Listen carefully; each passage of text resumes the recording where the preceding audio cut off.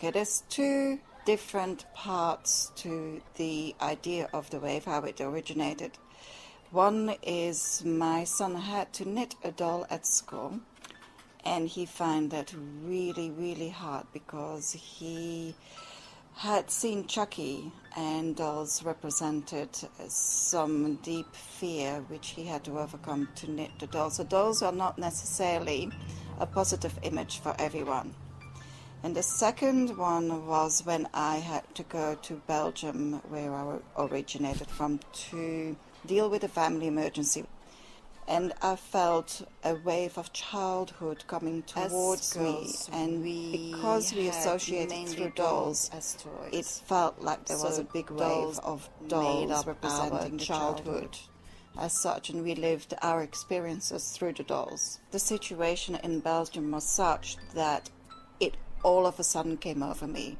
It was just an overwhelming feeling of childhood just crashing over you, and that's one of the things I wanted to portray within the artwork. The artwork has many different layers. It is the layer of my son and his association with dolls. It is the layer of my childhood and with the genetic choices we are starting to have, overwhelming nature, and the impact that the overwhelming mass consumption, the overwhelming stereotyping of dolls and of people, and of what is to be desired. So when I thought of the wave and dolls, I had to consider the fact, what sort of dolls do I use?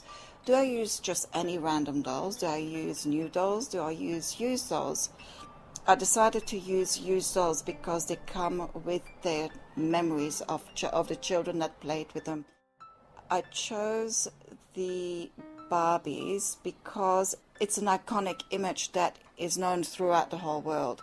So no matter where this wave will be exhibited, everyone will know and have a relationship with Barbie dolls. 95% of the Barbies I came across were blonde, so I wanted to make that a point. For the Sculptures by the Sea, I made a model to use in my application, and from that model I learned the dimensions I needed in terms of height and depth and width. Has many different forms, and you just got to find the perfect one. I started off with a base of 1.2 meters, but then just could not get the energy in the form of the wave to convey the overwhelming nature of the structure.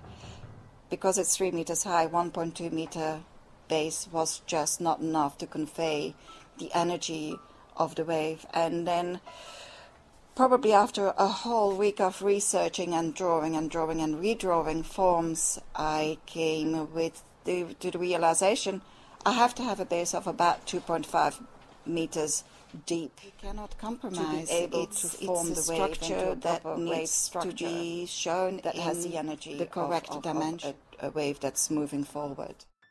The structure is made of mainly aluminium in 3 pieces for transport. Everything needs to be taken into consideration. How are you going to get it on a truck? So the best way is to do it in pieces and assemble it on the spot. Thank God I've got a neighbor who is in metal construction, and he's been invaluable in terms of advice. How do you collect 4,000 Barbies? With great tenacity and perseverance. I couldn't do it all by myself because that's just not possible. So apart from where I could collect them, I sent 110 letters to schools asking them for a donation in return for artist talks. I also set up supply lines with some very friendly op-shop people who were kind enough to put the Barbies aside for me. I also have Gumtree, eBay and swap marts.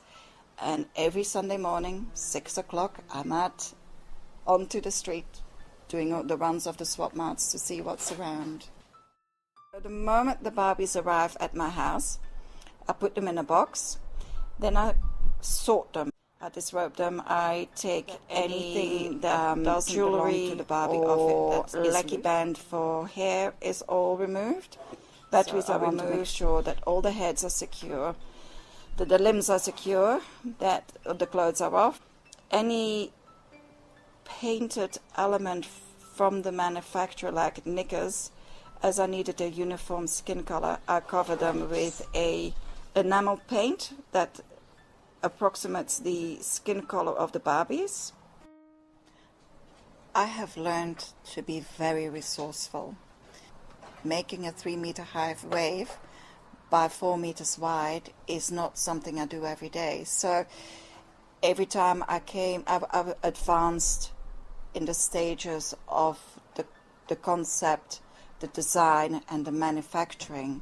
Every time I've learned things I didn't know, because problems came up, problems need to be resolved. I met some really nice supportive people. Someone knows someone who knows a solution. And it's a matter of basically people power in this matter. It has especially taken for something you've never done before. The better part of 7 months, day in, day out. The moment I wake up, even in my dreams, I just keep thinking through the different steps that need to be taken to do the next level of some people producing will love it, some people will hate it, some people will find it very hard to deal with the structure itself, to deal with the blondness and the sameness. I presume some little girls will have nightmares, because if you have 2,000 Barbies staring at you from the front of the wave, that's 4,000 eyes. It can be intimidating.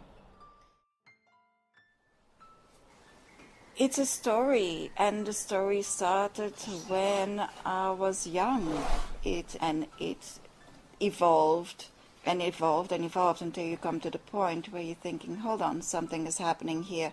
How can I visualize and express that thought, that emotion, into something that can be appreciated and experienced by other people too?